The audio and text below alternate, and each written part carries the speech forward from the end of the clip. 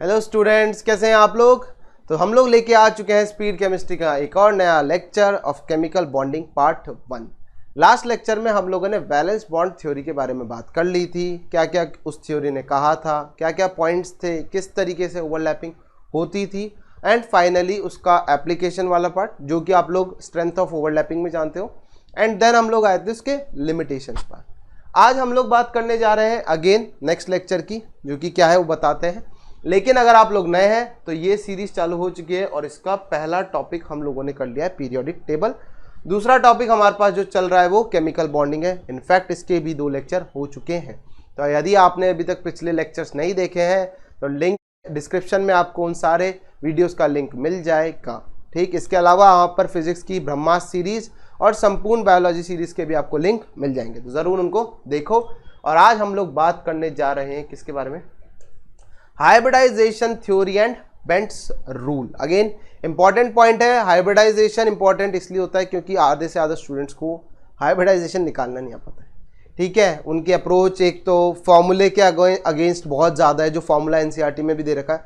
काफ़ी सारी जगह उस फॉर्मूले को बताते हैं, लेकिन जनरली मैं बताऊँ, मैंने आज तक उस फॉर्मूले को देखा भी नहीं है कि उस फॉर्मूले में क्या क्या लिखा हुआ है एंड उसका यूज़ क्या है। कोई मतलब का फॉर्मूला नहीं है। ठीक, तो चलिए स्टार्ट करते हैं हम लोग सीरीज का नया लेक्चर। और बाकी मेरे बारे में तो जानते ही हो आप लोग। ठीक है, चलो बढ़ते आगे।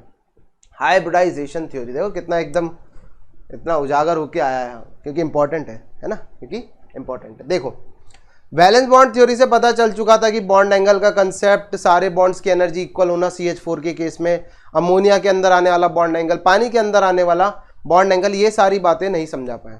तो हम लोग एक नई ओवरलैपिंग थ्योरी को लेके आए। कौन सी? हाइब्रिडाइजेशन। हाइब्रिडाइजेशन क्या कहती है? हाइब्रिडाइजेशन क्या कहती है कि pure atomic orbitals of similar, ठीक, ऑफ ऑलमोस्ट सिमिलर और सेम एनर्जी। ठीक, सेम तो हो नहीं पाती, similar energy combines to form new hybrid orbitals. ठीक है, लिख दिया मैंने आज पहली बार, न्यू हाइब्रिड ऑर्बिटल्स।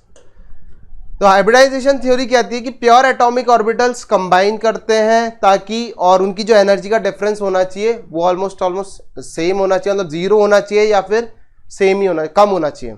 ज़्यादा डिफरेंस होगा एनर्जी का तो फिर वो ओवरलैपिंग हाइब्रिडाइजेशन नहीं कर पाएंगी, हाइब्रिडाइज ऑर्बिटल्स नहीं बन पाएंगी। ठीक, कंबाइन करती है ताकि नई हाइब्रिड ऑर्बिटल्स बन सके, और यही नई hybrid orbitals, these new formed hybrid orbitals participate in overlapping. ठीक, हाइब्रिडाइजेशन भी एक ओवरलैपिंग की ही थ्योरी है। ये वीबीटी से अलग कैसे है? सिर्फ वीबीटी में प्योर एटॉमिक ऑर्बिटल्स थी, यहां पर हाइब्रिड ऑर्बिटल्स है। सबसे ज्यादा जो इंपॉर्टेंट पॉइंट है वो है एनर्जी का डिफरेंस। जो एनर्जी का डिफरेंस है या तो वो कम होना चाहिए या फिर वो सेम होना चाहिए, 0 होना चाहिए। ठीक है, सेम नहीं, 0 होना चाहिए। 0 जनरली होता नहीं है, लेकिन कम जरूर हो सकता है। जैसे अगर मैं आपसे बात करूं कि 2s और 2p क्या हाइब्रिड ऑर्बिटल बना सकते हैं?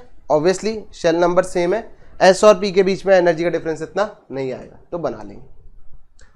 अगर मैं आपसे बोलूं 4p और 5s क्या हाइब्रिड ऑर्बिटल बना लेंगे? तो यहां पर शेल नंबर बदल चुका है, शेल नंबर बदल चुका है, तो एनर्जी का डिफरेंस ज्यादा होगा, तो नहीं बना सकते। क्या नहीं बना सकते? जैसे 3s 3p और 3d क्या आपके पास हाइब्रिड ऑर्बिटल बना सकते हैं? आप बिल्कुल बना सकते हैं। हम लोग आगे हाइब्रिडाइजेशन देखते भी हैं, sp3d। ठीक, इसके अलावा अगर मैं आपसे पूछूं तो 4s 4p और 3d क्या ये हाइब्रिडाइजेशन बना सकते हैं? क्या ये हाइब्रिडाइजेशन बना सकते हैं? बिल्कुल बना सकते हैं। ठीक, ऑलमोस्ट कंपेरेबल एनर्जी, इनकी ज्यादा डिफरेंस नहीं होता है, ये भी बनाते हैं। कोऑर्डिनेशन कंपाउंड में सबसे ज्यादा देखे जाने वाली चीज है ये। कोऑर्डिनेशन कंपाउंड में हम लोग देखते हैं DsP2 हाइब्रिडाइजेशन, sp3d2 हाइब्रिडाइजेशन, जहां पर क्या होता है, जहां पर होता है आपके पास 4s 4p और 4d। ठीक, ये भी हाइब्रिडाइजेशन बनाते हैं। तो आपका जो एनर्जी का गैप है वो कम होना चाहिए। सबसे ज़्यादा इंपॉर्टेंट पॉइंट क्या है हाइब्रिडाइजेशन के केस में, कि जो एनर्जी का गैप है वो कम होना चाहिए। अगर एनर्जी का गैप ज़्यादा है तो जो ऑर्बिटल्स हैं वो एक दूसरे के पास नहीं आ पाएंगे। जब तक वो एक दूसरे के पास नहीं आ पाएंगे इंटरमिक्सिंग पॉसिबल नहीं। पहला पॉइंट यहां पर अपने को सीखने को मिलता है। दूसरा पॉइंट, ठीक, ये तो फर्स्ट था, ठीक है। सेकेंड पॉइंट अगर मैं लिखना चाहूं, जो नंबर ऑफ हाइब्रिड ऑर्बिटल्स है, जो नंबर ऑफ हाइब्रिड ऑर्बिटल्स है वो किसके बराबर होते हैं? वो किसके बराबर होते हैं? वो होते हैं नंबर ऑफ प्योर, या फिर आप लिख सकते हो number of atomic orbitals. Number of atomic orbitals participating in hybridization. जितने भी आपके पास हाइब्रिड ऑर्बिटल्स होते हैं उनका जो नंबर है वो किसने के बराबर होता है? जितने एटॉमिक ऑर्बिटल्स पार्टिसिपेट कर रहे हैं हाइब्रिडाइजेशन में। बहुत आसान है। कैसे? जैसे सपोज करो आपके पास एक आया S और एक आया P, एक ही आया है, ठीक है। मान लो PX आया, ठीक है, तुम लोग खुश रहो।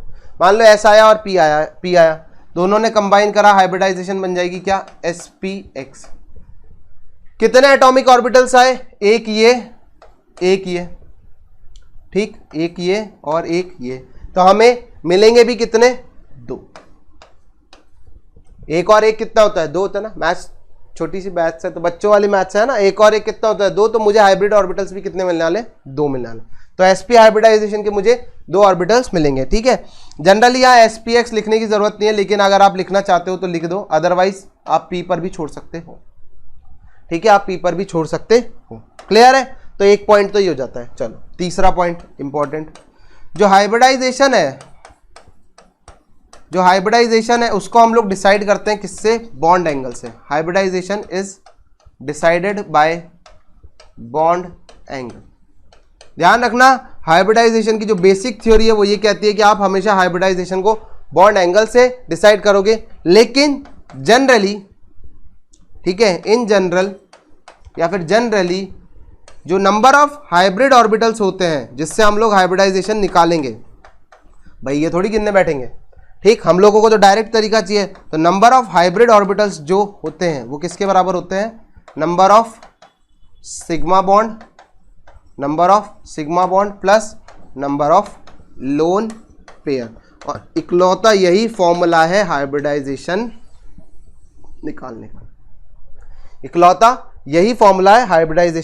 का, number of sigma bond plus number of lone pair. इसका इस्तेमाल करेंगे। इसका तो समझाने के लिए कि कितनी हाइब्रिड ऑर्बिटल्स बनेगी, ये तो समझाने के पॉइंट से कि अगर आपने 3 ऑर्बिटल्स को कंबाइन किया तो 3 नई हाइब्रिड ऑर्बिटल्स देखने को मिलेगी, ठीक है। जितनी भी हाइब्रिड ऑर्बिटल्स मिलेगी, ठीक है, combines to form new hybrid orbitals of same energy. यहां पर इंपॉर्टेंट पॉइंट है ये वाला, ठीक है, इसको लिख लेना, ऑफ सेम एनर्जी। जो आपके पास हाइब्रिड ऑर्बिटल्स मिलने वाली है वो सेम एनर्जी की मिलने वाली है। पंगा क्या था? पंगा ये था कि हाइब्रिडाइजेशन से पहले जो प्योर एटॉमिक ऑर्बिटल्स थी उनमें माना कि एनर्जी का गैप कम था, लेकिन कुछ तो था। इसको एग्जांपल से समझते चलो। जैसे मान लो यहां पर ले लेते अपन, CH4 था, ठीक है, मुझे CH4 बनाना था, तो कार्बन का एक इलेक्ट्रॉन तो था किसमें? 2s में, ठीक, कार्बन का एक इलेक्ट्रॉन था 2s में, बाकी के 3 इलेक्ट्रॉन किसमें थे? 2p में थे, ठीक है। हाइड्रोजन आए 4 हाइड्रोजन आए, ठीक है, एक इलेक्ट्रॉन लेके, 1s 1s 1s और 1s, चारों आए। कार्बन से बात करी, कार्बन से बोला क्या चक्कर है भाई, है बना ले बॉन्ड। कार्बन ने बोला बना लो, बिल्कुल बना लो। हाइड्रोजन पहुंचे तो उनको एक लफड़ा दिखा। क्या लफड़ा दिखा? बोले यार ठीक है, हमने इसके साथ बॉन्ड बना लिया, एक हमारा बंदा इसके साथ बॉन्ड बना रहा है, ठीक है, एक हमारा बंदा इसके साथ बॉन्ड बना रहा है, पर जो बाकी के तीनों बंदे हमारे बच्चे हुए हैं वो जो बॉन्ड बना रहे हैं, एनर्जी का कुछ डिफरेंस आ रहा है यार, तो यार ऐसे मामला नहीं बनेगा, एक साथ रहेंगे, ठीक है, एक साथ रहेंगे, मतलब आप, ठीक है, एक साथ रहेंगे। कंडीशन ये थी कि जो भी एनर्जी होगी ना वो सबको एक ही चाहिए। जो हाइड्रोजन चारों आ रहे हैं उनको एनर्जी सेम चाहिए। कार्बन ने सोच विचार करा, कार्बन ने सोचा कि यार अगर नहीं हुआ तो बॉन्ड नहीं बन पाएगा, फिर कार्बन क्या करे, मजबूर है ना, कार्बन मजबूर, कार्बन लाचार। उसने बोला मैं कुछ करता हूँ जुगाड़, मैं कुछ करता हूँ। कार्बन गया अपने ऑर्बिटल्स के पास, उसने इनसे बोला कि यार ऐसी ऐसी एक समस्या आ चुकी है, ठीक है, हाइड्रोजन कह रहे तुम्हारी एनर्जी में डिफरेंस है, ये तीनों की तो एनर्जी सेम है, डीजनरेट ऑर्बिटल्स, लेकिन इसमें और इसमें फर्क है। उन्होंने बोला यार कुछ तो तुम्हें करना पड़ेगा। इन्होंने दिमाग लगाया क्या करें, बात आई, इन्होंने बोला चलो एक काम करते हैं, हम चारों कंबाइन कर लेते हैं, मिक्सी में डाला, जूस बना लिया, ठीक है, तीनों को क्या कर लिया, चारों को मिक्स कर लिया। मिक्स करते ही क्या हो गए, मिक्स करते ही हमारे पास नए हाइब्रिड ऑर्बिटल्स जनरेट हो गए, ठीक है। आफ्टर मिक्सिंग, मिक्सिंग करते ही हमारे पास क्या हो गए, नए हाइब्रिड ऑर्बिटल्स जनरेट हो गए। कितने होंगे वो, 4। कितने ऑर्बिटल्स ने पार्टिसिपेट किया था, 1 2 3 4, तो बनेंगे भी कितने, 4, और चारों की एनर्जी क्या होगी, सेम। तो इस तरीके से दिखाया, ठीक, इस तरीके से दिखाया। ये हो गया एक sp3 का, ये हो गया sp3 का, ये हो गया sp3 का, और ये हो गया sp3 का। एक एक इलेक्ट्रॉन सबके अंदर आ गए, ये आ गए सारे।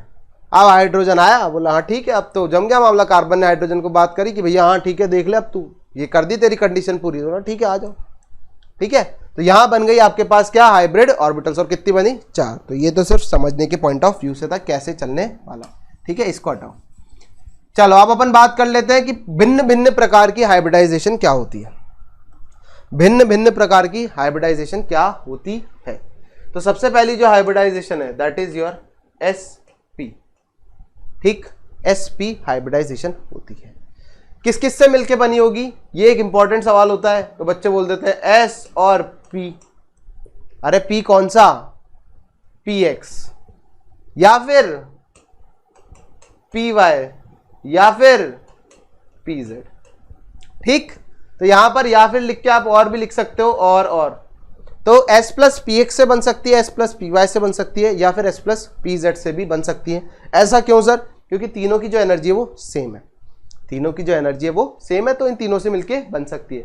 हमें पता है इसका शेप कैसा होता है, लीनियर होता है। कैसी दिखती है, देखो ऐसे, एक ये न्यूक्लियस हो गया और दूसरे हाइब्रिड ऑर्बिटल इस तरीके, ये हो गई एक sp हाइब्रिड ऑर्बिटल, और ये हो गई एक sp हाइब्रिड ऑर्बिटल। ये 8 नहीं है, sp है, ठीक, बन गई।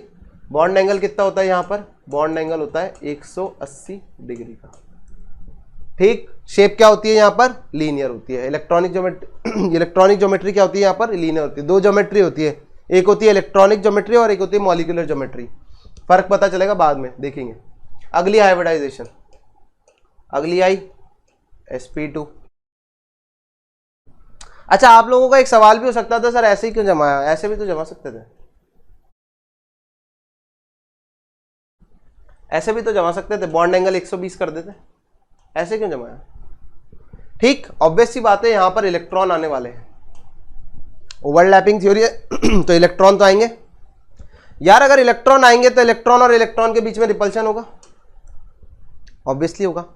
तो अरेंजमेंट हमें कुछ इस तरीके से करना होता है अरेंजमेंट हमें कुछ इस तरीके से करना होता है कि जो रिपल्शन हो वो मिनिमम हो जाए, जो रिपल्शन हो वो मिनिमम हो जाए। अगर आप वेक्टर्स के हिसाब से सोचो तो 2 वेक्टर्स जमाने हैं ताकि रिजल्टेंट क्या हो, 0। अगर आपसे मैं बोलता हूं तो मैंने बोल दिया आपको कंडीशन कि भाई इनको ऐसे जमा, मैंने तेरे को 2 हाइब्रिड ऑर्बिटल्स दे दिए, कंडीशन ये है कि तू इनको ऐसे जमा कि इनका नेट रिजल्टेंट क्या आना चाहिए, 0। 2 वेक्टर्स ऐसे जमाने हैं जिनका नेट रिजल्टेंट क्या आना चाहिए, 0। दोनों वेक्टर्स का जो मैग्नीट्यूड है वो सेम है, तो आप लोग कितने पे जमाओगे, 180 डिग्री पे। कितने पे जमाओगे, 180 डिग्री पे, इसलिए ऐसे जमाते हैं। sp2, यहां पर हाइब्रिड ऑर्बिटल्स कितनी होती है बेटा, 3 होती है, यहां पर कितनी होती है, 2 होती है, ठीक है। इस तरीके से लिख देते हैं। किस किस से मिलके बन सकता है, ये बल्कि बन सकता है s plus px plus py, ठीक है, या फिर मिलके बन सकता है s plus px plus pz, या फिर बन सकता है s plus py plus pz।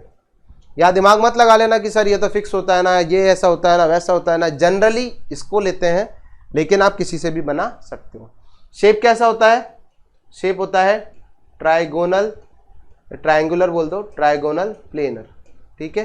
ये प्लेनर ज्योमेट्री होती है, इस तरीके से बनता है, ऐसे ऐसे और ऐसे, बॉन्ड एंगल कितना होता है भाई, यहाँ पर बॉन्ड एंगल होता है 120 डिग्री का। अगेन वही कंडीशन, 3 वेक्टर पकड़ा दिए, मैंने बोला भैया मुझे तो ऐसे जमा के दो, नेट रिजल्टेंट क्या है इनका 0, और तीनों वेक्टर का मैग्नीट्यूड क्या है सेम।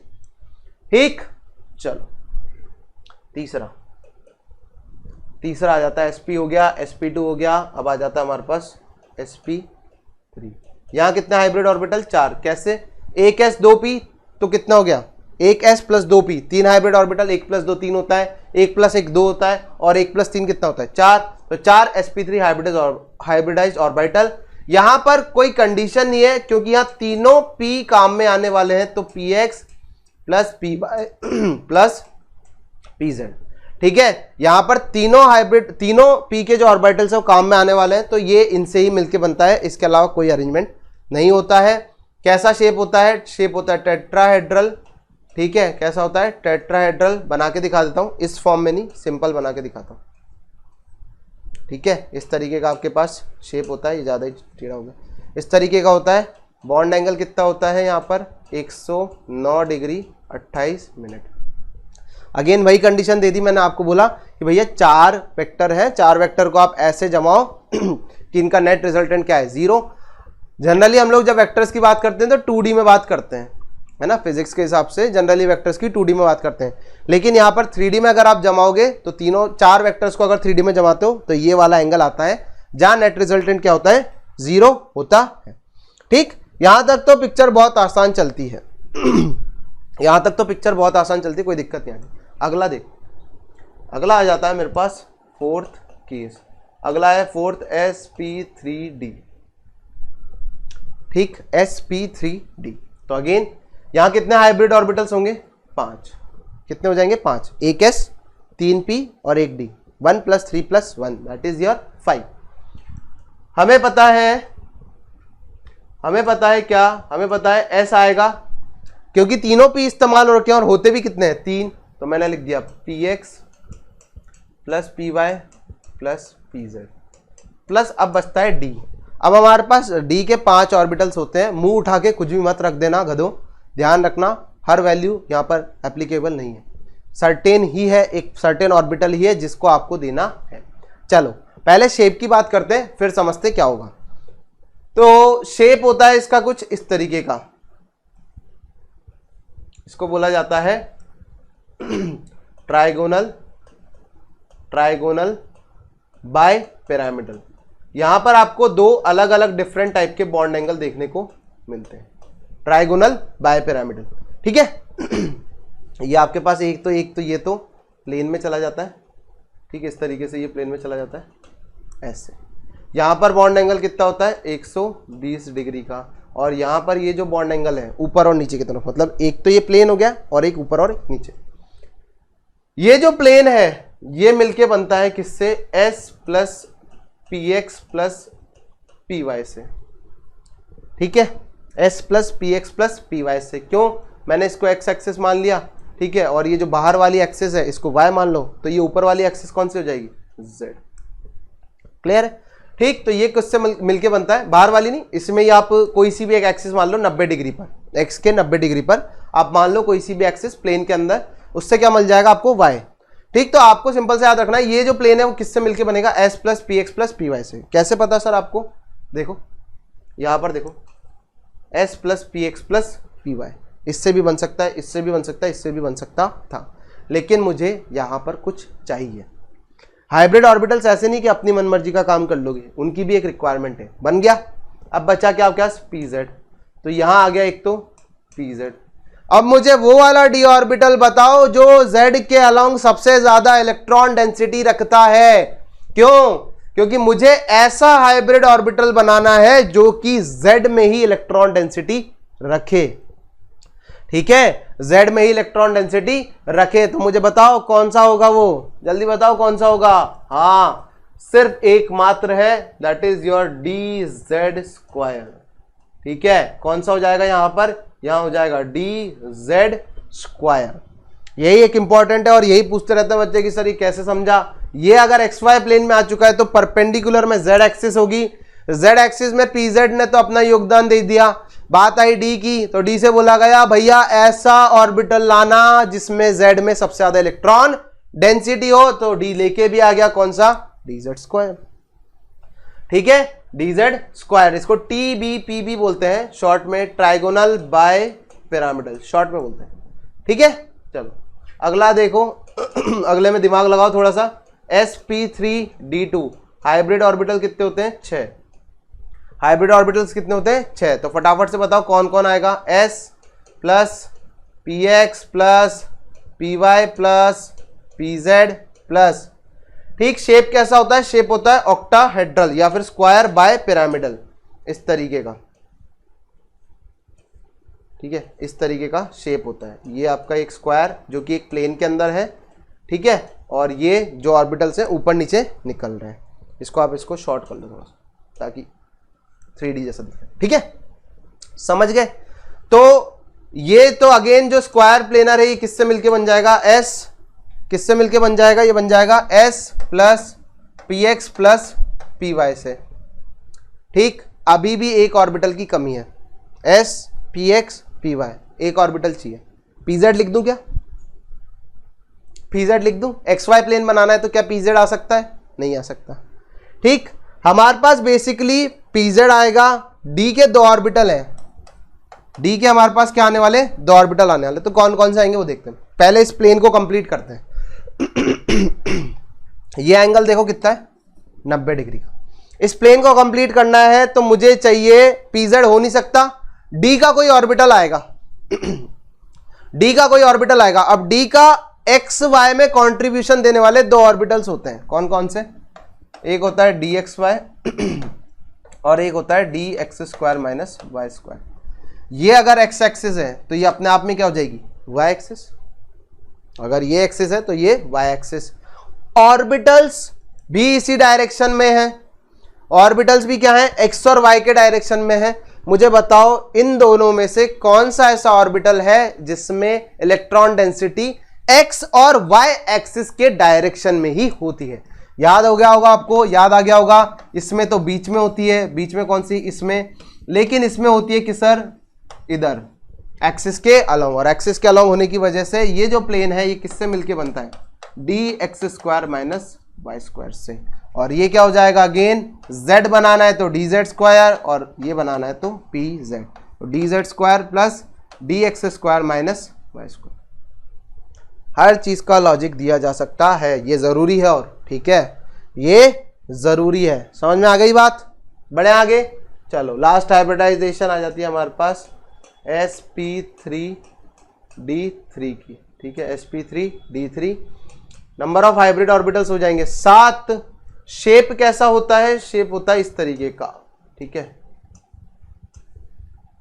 इस तरीके का, पेंटागोनल बाय पिरामिडल, इसको बोलते हैं पेंटागोनल बाय पिरामिडल। अभी पूरा नहीं हुआ है, इधर ऊपर और एक इधर, ठीक। ये जो बॉन्ड एंगल होता है ये होता है 72 डिग्री का, और ये बॉन्ड एंगल होता है 90 डिग्री का। अच्छा पीछे चलते, एक चीज और बतानी थी, इनको बोला जाता है एक्सियल बॉन्ड्स और इनको बोला जाता है इक्वेटोरियल बॉन्ड्स, ठीक है।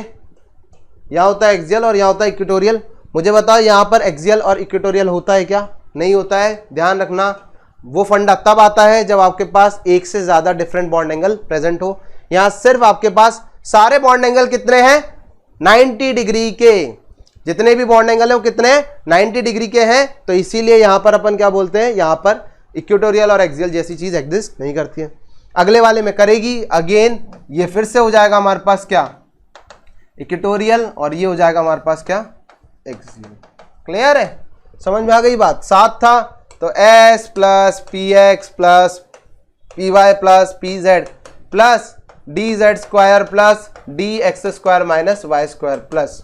अब कौन सा डी बचता है, मुझे यहां 5 ऑर्बिटल चाहिए। ये तो हो गए फ्री, ये तो हो गए फ्री। इसने बोल दिया मैं डी जेड स्क्वायर, इसने बोल दिया मैं पी जेड, ये तो हो गए फ्री। अब इसमें दिमाग मत लगाना कि सर ये तो हाइब्रिड होने चाहिए थे, आपने क्या लिख रखा है।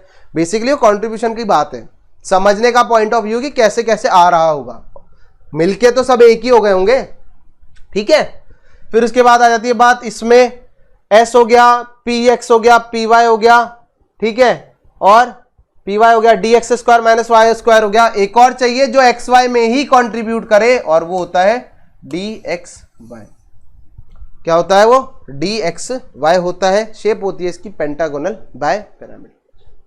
तो ये होती है हाइब्रिडाइजेशन की थ्योरी। क्लियर है? चलो अब आता है मुद्दा, सर हाइब्रिडाइजेशन निकाले कैसे?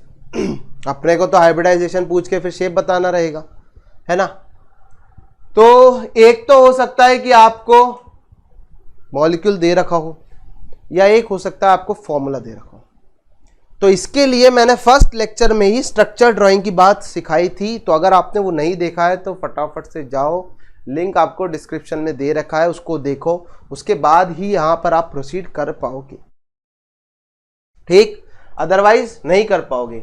जैसे मेरे से बोला गया, चलो बताओ सर CO2 की हाइब्रिडाइजेशन, बहुत आसान, बहुत आसान है, पर मैं बेसिक से चलता हूं।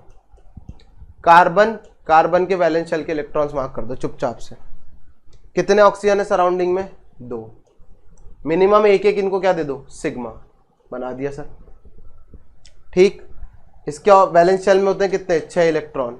बना दिए, इधर भी बना दिए 6 इलेक्ट्रॉन। क्या ऑक्सीजन का ऑक्टेट कंप्लीट हो गया? नहीं। क्या कार्बन का हो गया? नहीं। तो एक एक बॉन्ड और बन जाएगा। बना दिया, एक एक बॉन्ड और बना दिया। बताओ सिग्मा कितने?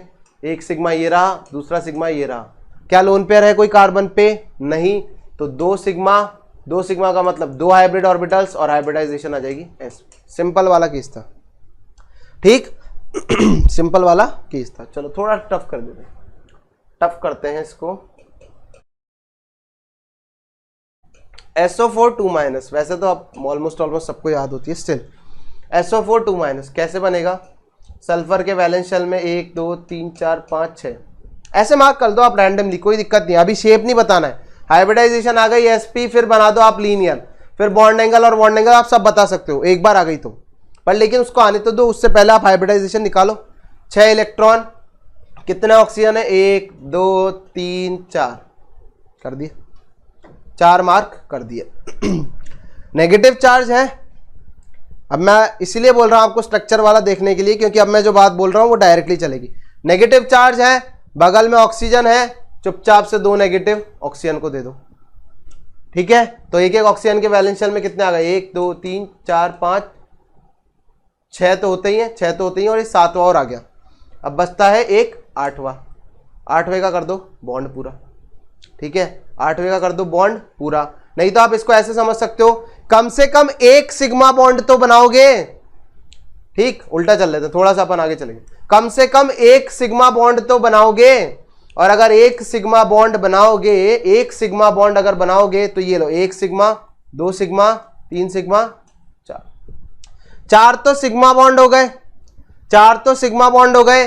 2 ऑक्सीजन को मैंने नेगेटिव चार्ज पकड़ा दिए, इनका ऑक्टेट हो गया कंप्लीट, एक एक इलेक्ट्रॉन एक्स्ट्रा आ गया ना। बचे 2 ऑक्सीजन, ये बचे हुए 2 अनपेड इलेक्ट्रॉन से यहां बना दो। ऑक्सीजन अपनी न्यूट्रल स्टेट में 2 बॉन्ड बनाता है, हेलोजन यानी कि फ्लोरीन 1 बनाता है, नाइट्रोजन 3 बनाता है। ये बात आपको याद होनी चाहिए। देखो अब कितने सिग्मा है? सिग्मा देखो 1 2 3 4, पाई को काउंट नहीं करते, 4 सिग्मा। हाइब्रिडाइजेशन बोलो भाई sp3। इस तरीके से हाइब्रिडाइजेशन निकाली जाती है। आप लोग बहुत सारे जानते हो। sp3 हाइब्रिडाइजेशन आ गई तो फिर हम क्या बोल देंगे? टेट्राहेड्रल होगा, है ना। टेट्राहेड्रल होगा, टेट्राहेड्रल होगा तो यहाँ बॉन्ड एंगल कितना होगा? 109 डिग्री 28 मिनट। यहाँ पर लगता है कि यार 109 डिग्री नहीं होना चाहिए था, क्यों? क्योंकि यहाँ जो पाई बॉन्ड है वो अलग अलग टाइप के हैं, लेकिन 109 डिग्री 28 मिनट होता है। रेजोनेंस की वजह से जो ये पाई बॉन्ड का जो कैरेक्टर है वो सारे बॉन्ड्स में इक्वली चला जाता है, तो सारे जो हाइब्रिड ऑर्बिटल्स हैं वो इक्विवेलेंट हो जाते हैं नेचर में। इक्विवेलेंट हाइब्रिड ऑर्बिटल्स होता है जिनके अंदर s कैरेक्टर सेम होता है। इक्विवेलेंट हाइब्रिड ऑर्बिटल्स उन्हें बोलते हैं जिनके अंदर परसेंटेज ऑफ s कैरेक्टर क्या होता है? सेम होता है। परसेंटेज s कैरेक्टर क्या होता है? सेम होता है। क्लियर है? तो ये इक्विवेलेंट हो जाते हैं, तो इधर बॉन्ड एंगल भी क्या हो जाता है? इक्वल हो जाता है। तो ये होती है कहानी किसकी? हाइब्रिडाइजेशन। क्लियर? इसके अलावा आप बहुत सारे एग्जांपल्स हैं जो कर सकते हो हाइब्रिडाइजेशन के लिए, तरीके के निकालो, करते जाओ। लोन पेयर अगर आता है तो उसको भी काउंट करो, ठीक है। लोन पेयर अगर आता है तो उसको भी काउंट करो। जैसे मैं आपसे पूछता हूं, इसका बताओ मुझे हाइब्रिडाइजेशन क्या होगा? BO3 का क्या होगा? अगर मैंने आपसे पूछा तो बोरॉन के वैलेंस शेल में मार्क करो 3 इलेक्ट्रॉन। जरूरी नहीं आप एंगल से करो, आप तो सिंपल करो, फिर बाद में करते रहेंगे ड्राइंग तो ठीक। 3 वैलेंस शेल में इलेक्ट्रॉन मार्क करो, इसको हटाओ, कर दिए मार्क। ऑक्सीजन बैठाओ 3, कम से कम 1 सिग्मा बॉन्ड बनाओ, कम से कम 1 सिग्मा बॉन्ड बनाओ, बना दिया, 1 सिग्मा बॉन्ड बना दिया। नेगेटिव चार्ज दिख रहा है 3, सराउंडिंग में ऑक्सीजन है, तीनों नेगेटिव चार्ज किसको, ऑक्सीजन को, हो गया इनका काम। ऑक्सीजन 1 सिग्मा बॉन्ड और 1 नेगेटिव चार्ज के साथ अपना ऑक्टेट कर लेता है कंप्लीट, क्यों, क्योंकि 6 तो वैलेंस शेल में इलेक्ट्रॉन्स होते हैं, 1 शेयरिंग से आ गया तो 7 हो गए, और 1 नेगेटिव चार्ज से आ गया तो 8 हो गए। दिमाग चलाना सीखो। तो हाइब्रिडाइजेशन क्या हो जाएगी, sp2 हो जाएगी, तो बॉन्ड एंगल कितना हो जाएगा, 120 डिग्री हो जाएगा। सर शेप क्या हो जाएगा, ट्राइगोनल प्लेनर। ये सारी बातें होती हैं, ठीक है, ट्राइगोनल प्लेनर हो जाएगा। क्लियर है। तो अब आपके पास एग्जांपल्स हैं, आप प्रीवियस ईयर के क्वेश्चन देखो, जहां जहां हाइब्रिडाइजेशन की बात करिए उनको सुनो और फिर समझो। क्लियर है। चलो बढ़ते हैं हम लोग आगे। अब बात करते हैं हम लोग किसकी, बेंट्स रूल की। ठीक है, बेंट्स रूल क्या कहता है। तो बेसिकली बेंट्स रूल ने जो बात कही थी वो valence shell electron pair repulsion जो थ्योरी है उससे थोड़ा बहुत रिलेट करती है। ठीक है, वही मतलब आप चीजें दोनों की एक तरीके से समझ सकते हो, यूज है। बेंट्स रूल ने क्या कहा था, बेंट्स रूल ने बात करी थी परसेंटेज एस कैरेक्टर के डिस्ट्रीब्यूशन की। कब कब आपके परसेंटेज एस कैरेक्टर का जो डिस्ट्रीब्यूशन है वो बदलता जाता है। ठीक है, क्या होता है जब आपका अमोनिया बनाते हैं, ठीक है, जैसे सपोज करो हम बनाने गए अमोनिया, ठीक, अमोनिया हम बनाने गए, पहले हाइब्रिडाइजेशन निकालो भाई सबको लोग। नाइट्रोजन वैलेंस शेल में कितने इलेक्ट्रॉन्स, 1 2 3 4 5 बना लिए। कितने हाइड्रोजन, 3 हाइड्रोजन चिपका दिए। एक ही चीज होता है, हाइड्रोजन मोनोवैलेंट होता है, हाइड्रोजन मोनोवैलेंट होता है, और अगर मोनोवैलेंट होता है तो बॉन्ड इस तरीके से बन जाएगा। एक लोन पेयर बच जाएगा, number of sigma plus number of lone pair, कितना आ जाएगा हाइब्रिडाइजेशन, sp3। 4 हाइब्रिड ऑर्बिटल्स मतलब sp3 है ना। अब आपने बना लिया, अब आप बोलोगे बॉन्ड एंगल तो कितना होना चाहिए, 109 डिग्री 28 मिनट, लेकिन ऐसा नहीं होता। बॉन्ड एंगल आता है 7.5 डिग्री। ठीक है, ऑलमोस्ट। तो यहां बॉन्ड एंगल क्यों चेंज हो गया, ये बेंट्स रूल बताता है कि एस कैरेक्टर का कुछ वेरिएशन आता है। बेसिकली जो बॉन्ड एंगल है वो किस पे डिपेंड करता है, bond angle is directly proportional to percentage of S character. ये बेंट्स रूल ने नहीं कहा था, ठीक है, ये बेंट्स रूल ने नहीं कहा था, ये हमें पता है। बॉन्ड एंगल जो होता है परसेंटेज एस कैरेक्टर के डायरेक्टली प्रोपोर्शनल है। कैसे, एसपी में हमारे पास 50% है एस कैरेक्टर, तो सबसे ज्यादा बॉन्ड एंगल 180। फिर sp2 में गए तो 120, क्यों, 33.33 हो गया। फिर उसके बाद गए sp3 तो 25% ही रह गया, तो 109 डिग्री हो गया। तो जैसे जैसे बॉन्ड एंगल कम हो रहा है वैसे वैसे परसेंटेज एस कैरेक्टर भी कम हो रहा है, या vice versa. Percentage S character कम होता है तो बॉन्ड एंगल क्या होता है, हाइब्रिड ऑर्बिटल्स के बीच में कम होने लग जाता है। अब बेंट्स रूल यही बताता है कि यार ये परसेंटेज एस कैरेक्टर क्यों कम होता है। ये तो हमें समझ में आ गया कि परसेंटेज एस कैरेक्टर कम हो गया, लेकिन क्यों होता है वो समझते हैं। तो यहां पर 2 केस होते हैं, बेंट्स ने जो बताए थे, बेंट्स रूल के हिसाब से 2 केस होते हैं। जब हमारे पास क्या हो जाता है, एक लोन पेयर आ जाता है, when lone pair is present on central atom. ठीक, हमारे पास क्या आ चुका है, एक लोन पेयर आ चुका है। समझना, ये हमारा सेंट्रल एटम है, किसी सराउंडिंग एटम के साथ ये क्या कर रहा था, बॉन्ड बना रहा था इस तरीके से, है ना। यहां पर ऑब्वियसली इलेक्ट्रॉन पेयर होगा, चाहिए होगा। क्लियर है। ये कोई भी सराउंडिंग एटम है, ये ऐसे हमारा, और ये सेंट्रल एटम है, और इसी के एक हाइब्रिड ऑर्बिटल में क्या पड़ा हुआ है, लोन पेयर भी पड़ा हुआ है। आ गया ना, लोन पेयर भी आ गया। समझो, ये जो इलेक्ट्रॉन पेयर है, ये जो इलेक्ट्रॉन पेयर है, इन इलेक्ट्रॉन पेयर पर 2 फोर्स ऑफ अट्रैक्शन काम कर रहे हैं। कौन कौन से, एक तो इस न्यूक्लियस का और एक इस न्यूक्लियस का। तो इस इलेक्ट्रॉन पेयर पर 2 forces of attraction are working, 2 forces of attraction are present. ठीक है, बात समझना, बहुत आसान है, इसमें कुछ नहीं है। लेकिन अगर मैं बात करता हूं इस लोन पेयर की, लेकिन अगर मैं बात करता हूं किसकी, इस लोन पेयर की, तो इस लोन पेयर पे सिर्फ इसी न्यूक्लियस के फोर्स ऑफ अट्रैक्शन का काम चल रहा है। अब ये मत बोल देना सर ये वाला भी तो कर रहा है, नहीं करता है। बाद वाले का, बगल वाले का न्यूक्लियस नहीं कर पाता है, ठीक है। तो इस लोन पेयर पर सिर्फ इसी का फोर्स ऑफ अट्रैक्शन काम कर रहा है, इसी न्यूक्लियस का। दोनों केस में फर्क क्या है, यहां 2 इलेक्ट्रॉन पर 2 न्यूक्लियस काम कर रहे हैं, यहां 1 इलेक्ट्रॉन पेयर पर यानी कि 2 इलेक्ट्रॉन पर सिर्फ 1 न्यूक्लियस काम कर रहा है। बताओ तकलीफ में कौन है, बताओ तकलीफ में कौन है? ऑब्वियसली ये लोन पेयर तकलीफ में है।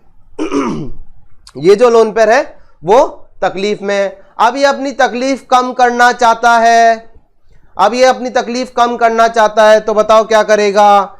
यार इलेक्ट्रॉन और इलेक्ट्रॉन के बीच में रिपल्शन है, तो कुछ ऐसा कर ले ताकि रिपल्शन कम हो जाए या फिर अट्रैक्शन फोर्स बढ़ जाए। तो ये क्या करेगा? अपने हाइब्रिड ऑर्बिटल में परसेंटेज एस कैरेक्टर को बढ़ा देगा। अपने हाइब्रिड ऑर्बिटल में परसेंटेज एस कैरेक्टर को बढ़ा देगा।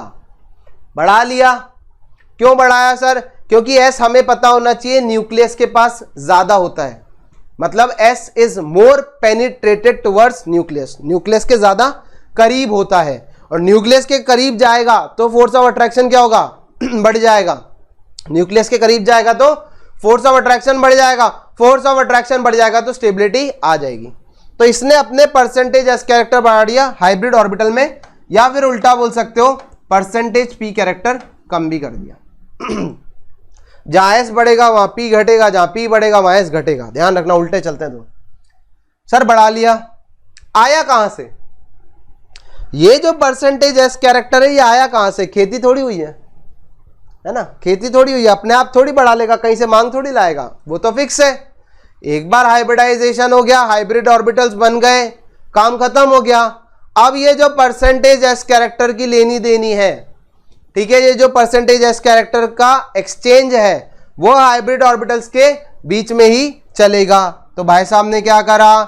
अपने यहां परसेंटेज एस कैरेक्टर बढ़ा लिया, दूसरे हाइब्रिड ऑर्बिटल से परसेंटेज एस कैरेक्टर क्या कर दिया? कम कर लिया, या फिर बोल सकते हो परसेंटेज पी कैरेक्टर बढ़ा लिया। और अभी मैंने लिखा है bond angle directly proportional to percentage S character. अगर ये कम होगा तो ये भी क्या हो जाएगा? कम। इसीलिए अमोनिया के केस में लोन पेयर आने की वजह से बॉन्ड एंगल क्या हो जाता है? कम हो जाता है। इसी को VSEPR थ्योरी क्या बोलती है? लोन पेयर का रिपल्शन सबसे ज्यादा होता है, फिर होता है लोन पेयर बॉन्ड पेयर का, और फिर होता है बॉन्ड पेयर और बॉन्ड पेयर का। लेकिन बेंड्स रूल इसको ज्यादा अच्छे से एक्सप्लेन करता है। तो यहां से क्या सीखा हमने ये सीखा कि लोन पेयर वहां जाएगा जहां पर परसेंटेज एस कैरेक्टर क्या होगा? ज्यादा होगा, या फिर जहां जाएगा वहां जाएगा, और जहां जाएगा में फर्क है, वहां जाएगा जहां परसेंटेज एस कैरेक्टर ज्यादा होगा, या फिर जहां जाएगा उस हाइब्रिड ऑर्बिटल का परसेंटेज एस कैरेक्टर बढ़ा देगा, या फिर उस हाइब्रिड ऑर्बिटल का परसेंटेज एस कैरेक्टर क्या कर देगा? बढ़ा देगा। क्लियर है? तो ये होता है पहला केस। चल second case, when more electronegative surrounding atom, ठीक है, एटम मत लिखो, इसको कर लो, सराउंडिंग एटम इज प्रेजेंट, ठीक है। जब आपके पास मोर इलेक्ट्रोनेगेटिव सराउंडिंग एटम क्या होता है? प्रेजेंट होता है। अब इसमें क्या होगा समझो, ये अगेन हमारा न्यूक्लियस, मतलब ये सेंट्रल एटम हो गया, ये एक हाइब्रिड ऑर्बिटल से किसी सराउंडिंग एटम से क्या कर रहा था? बॉन्ड बना रहा था, यहाँ इलेक्ट्रॉन था। कंडीशन क्या है? Electronegativity of surrounding atom is greater than electronegativity of central atom. बिल्कुल से समझ गए? इलेक्ट्रोनेगेटिविटी ज्यादा होने से क्या होता है? बॉन्ड पेयर के इलेक्ट्रॉन्स को खींचने की क्षमता बढ़ जाती है। शेयर्ड पेयर ऑफ इलेक्ट्रॉन्स को क्या करता है? अपनी तरफ पुल करता है। इसने पुल करा, ये मजबूर कुछ कर भी नहीं सकता क्योंकि इसकी इलेक्ट्रोनेगेटिविटी क्या है? कम है। तो फिर क्या होगा? इसने पुल करा, ये क्या करेगा? मान लो इसकी एक और हाइब्रिड ऑर्बिटल है, लेट्स सपोज करो ये इसकी एक और हाइब्रिड ऑर्बिटल है जो कुछ कर रही है, ठीक है, बॉन्ड बना रही है, जो भी बना रही है। इसने पुल करा तो यार इलेक्ट्रॉन को खींचेगा। अब या तो ये हो कि तुम बोल दो बॉन्ड तोड़ दो, रबर बैंड था, मैंने खींचा, एक टाइम पर टूट जाएगा, लेकिन यह नहीं होगा। खींचा, रबर बैंड को क्या कर लिया? खींच लिया। अगर ये खींचा है, ये अपने ऑर्बिटल के शेप या साइज को तो बदलेगा नहीं, ये अपने ऑर्बिटल के शेप या साइज को तो बदलेगा नहीं क्योंकि ये तो फिक्स है। लेकिन जो इसका ऑर्बिटल है, क्योंकि यार ये तो प्योर लेके आ रहा है ना, लेकिन जो इसका ऑर्बिटल है वो कैपेबल है किससे, परसेंटेज एस कैरेक्टर को वेरिएट करने में, वेरिएशन लाने में। ये जो ऑर्बिटल है ये अपने हाइब्रिड ऑर्बिटल में परसेंटेज एस कैरेक्टर का क्या ला सकता है, वेरिएशन ला सकता है। इसके पास इजाजत है कि तुम अपने परसेंटेज एस कैरेक्टर में छेड़छाड़ कर सकते हो। इसने तो मना कर दिया, मैं तो नहीं करूंगा। इसने बोला ठीक है मुझे तो करना पड़ेगा। हाइब्रिड ऑर्बिटल खींचा, इलेक्ट्रॉन्स पुल हुए, तो इलेक्ट्रॉन्स के साथ क्या होगा, हाइब्रिड ऑर्बिटल भी बढ़ जाएगा, इलोंगेट हो जाएगा, और इलोंगेट हो जाएगा तो परसेंटेज एस कैरेक्टर क्या हो जाएगा, कम। क्योंकि अगर आप एस कैरेक्टर वाले हाइब्रिड ऑर्बिटल्स देखोगे ना तो इस तरीके के होते हैं, और जो पी वाले होते हैं वो कुछ इस तरीके के होते हैं। अगर ये sp है तो ये sp3 हो सकता है, ठीक है, इस तरीके का होता है। तो ऑब्वियसली इलोंगेशन करा है, इलोंगेशन हमारे को पता है p ऑर्बिटल के अंदर देखने को मिलता है। परसेंटेज एस कैरेक्टर घटेगा तो परसेंटेज p कैरेक्टर क्या होगा, बढ़ जाएगा, ठीक है। परसेंटेज एस कैरेक्टर घटा तो परसेंटेज p कैरेक्टर क्या हो जाएगा, बढ़ जाएगा, परसेंटेज p कैरेक्टर क्या होगा, बढ़ जाएगा। लेकिन अगेन घर की खेती है नहीं, इसको कम कर दिया, इसको बढ़ा दिया, कहीं से लाया होगा, कहां से लाया होगा, इससे मांग के लाया होगा। तो यहां परसेंटेज एस कैरेक्टर क्या कर देगा, बढ़ा देगा, और यहां परसेंटेज p कैरेक्टर क्या कर देगा, घटा देगा। ध्यान रखना हाइब्रिड ऑर्बिटल्स में परसेंटेज एस कैरेक्टर का जो वेरिएशन है वो इंटरनली होता है, कहीं बाहर से हम लोग उसको एडिशनली नहीं दे सकते हैं। जो भी उसे छेड़छाड़ करनी है वो हाइब्रिड ऑर्बिटल से ही करेगा। तो यहां से क्या पॉइंट नोट कर सकते हैं, यहां से पॉइंट नोट करते हैं कि जब भी एक इलेक्ट्रोनेगेटिव एटम आएगा या तो वो उस हाइब्रिड ऑर्बिटल को ऑक्यूपाई करेगा जहां परसेंटेज एस कैरेक्टर कम हो या परसेंटेज पी कैरेक्टर ज्यादा हो। बात समझ आ गई, परसेंटेज एस कैरेक्टर कम हो या परसेंटेज पी कैरेक्टर ज्यादा हो, या जहां जाएगा वहां परसेंटेज पी कैरेक्टर बढ़ा देगा और परसेंटेज एस कैरेक्टर घटा देगा। सर ये दोनों बातें क्यों बताई, इसका एक्चुअल यूज हमें बॉन्ड एंगल और जब हम लोग बॉन्ड पैरामीटर्स पढ़ते हैं बेंड्स रूल उधर काफी ज्यादा इस्तेमाल होता है। VSEPR थ्योरी में तो इस्तेमाल होता ही है लेकिन यहां पर भी होता है। इसका बहुत छोटा सा एग्जांपल देता हूं, जैसे हमारे पास होता है PCl3, नहीं इसको नहीं, इसको लो आप, हाँ इसको लो आप, ये सही है, PCl3F2, ठीक। तो पहले हाइब्रिडाइजेशन निकाल के बताता हूं, ये आती है sp3d। अब थोड़ा सा हवा में बात करते हैं। फास्फोरस के वैलेंस शेल्स में 5 इलेक्ट्रॉन, 5 ही हमें सराउंडिंग एटम दिख रहे हैं, कम से कम एक सिग्मा बॉन्ड बनेगा, तो पांचों के पांचों सिग्मा बॉन्ड बनाने में चले गए। पांचों अगर सिग्मा बॉन्ड बनाने में चले गए तो हाइब्रिडाइजेशन हो जाएगी sp3d। ये होता है आपका हवा में करने का तरीका, जो कि आपको आना चाहिए। हमें पता है शेप तो क्या होने वाली है, इस तरीके की होने वाली है,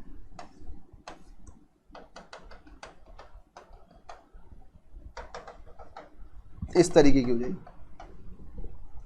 ठीक। अब मुझे बताओ फ्लोरीन कहां जाएगा, क्लोरीन कहां जाएगा, ठीक।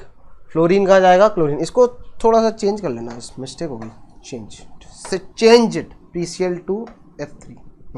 अब सही है, अब सही। हाँ अब बताओ क्लोरीन कहां जाएगा, फ्लोरीन कहां जाएगा। तो दिमाग ये कहता है सिमेट्रिकल दिख रहा है सर, सिमेट्रिकल दिख रहा है, क्लोरीन यहां बैठा दो, ठीक है, और फ्लोरीन यहां बैठा दो, बाहर में क्या बेंड्स रूल। ये तो नॉर्मल अप्रोच होती है, जैसे हम सिमेट्री के हिसाब से चलते हैं, हम चाहते हैं कि चीजें सिमेट्रिकल हो, तो ये सबसे बेस्ट बैठ रहा है, लेकिन ऐसा नहीं है, बिल्कुल भी नहीं है। अब यहां चलेगा बेंड्स रूल। देखो बेंड्स रूल क्या कहता है, यहां ये जो दोनों सराउंडिंग एटम है दोनों ही फास्फोरस से ज्यादा इलेक्ट्रोनेगेटिव है ना, ये दोनों ही फास्फोरस से ज्यादा इलेक्ट्रोनेगेटिव है, लेकिन कंपेयर करूं तो क्लोरीन से ज्यादा इलेक्ट्रोनेगेटिव कौन है, फ्लोरीन। क्लोरीन से ज्यादा इलेक्ट्रोनेगेटिव कौन है, फ्लोरीन है। फ्लोरीन है तो क्या करें सर, फ्लोरीन है। अब याद करो बेंड्स रूल, कौन सा वाला केस है, सेकंड वाला केस है, यही वाला जो लिखा हुआ है, ठीक है, यही वाला केस है कि जब एक ज्यादा इलेक्ट्रोनेगेटिव एटम सराउंडिंग में आएगा तब क्या होगा, मैंने क्या बोला था, जहां जाएगा वहां परसेंटेज पी कैरेक्टर बढ़ाएगा, लेकिन वहां जाएगा जहां परसेंटेज पी कैरेक्टर बड़ा हुआ हो। तो अगर ये बॉन्ड एंगल 120 डिग्री का है और अगर ये बॉन्ड एंगल 90 डिग्री का है, तो तुम मुझे बताओ कि कौन से वाले हाइब्रिड ऑर्बिटल में परसेंटेज पी कैरेक्टर ज्यादा है।